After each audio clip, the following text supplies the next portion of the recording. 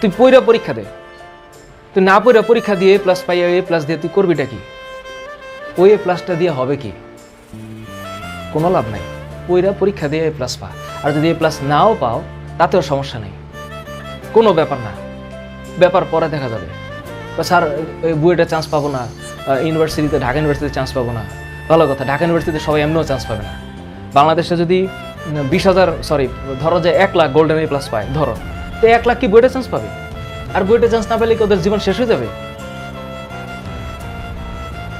চিল, লাইফটা অনেক বড়, সাকসেসের কোনো ল্যান্ডমার্ক নাই, কোনো ল্যান্ডমার্ক। হ্যাঁ, বুয়েটে চান্স পাইলে জীবনে সাকসেসফুল হওয়ার মানে গতানুগতিক সামাজিক ব্যবস্থায় সাকসেসফুল হওয়ার পসিবিলিটি বেশি।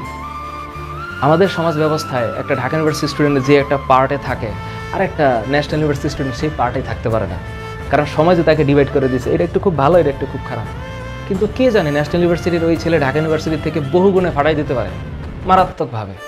কোথায় গিয়ে কী হয়ে যাবে ঢাকা ইউনিভার্সিটি স্টুডেন্ট টেরও পাইতে না পারে। এখন ঘটনা হচ্ছে আমরাই আসলে এখানে এটা ডিভাইড করে ফেলছি। হ্যাঁ, ইনস্টিটিউশন ম্যাটার, ভালো স্টুডেন্ট ভালো জায়গায় পড়বে, ভালো জায়গায় স্টুডেন্টই ভালো হবে, সত্য কথা। ইনস্টিটিউশন ফ্যাক্টর, কিন্তু ওই স্টুডেন্টই, ওই ইনস্টিটিউশনই একমাত্র সলিউশন না, আরও সলিউশন আছে জীবনে। এটাই মাননীয় শিক্ষামন্ত্রীর একটা ভিডিও আমার পেজে আছে, আমি সেখানে কমেন্টগুলো দেখি, এক একজন ফাটাই ফেলতেছে, আরে দূর রাখেন এগুলো আবেগী কথাবার্তা, এইসব এ প্লাস ছাড়াও চলবে, এ প্লাস না পেলে তো কোনো বাপ মাই তো পাত্তা দেয় না।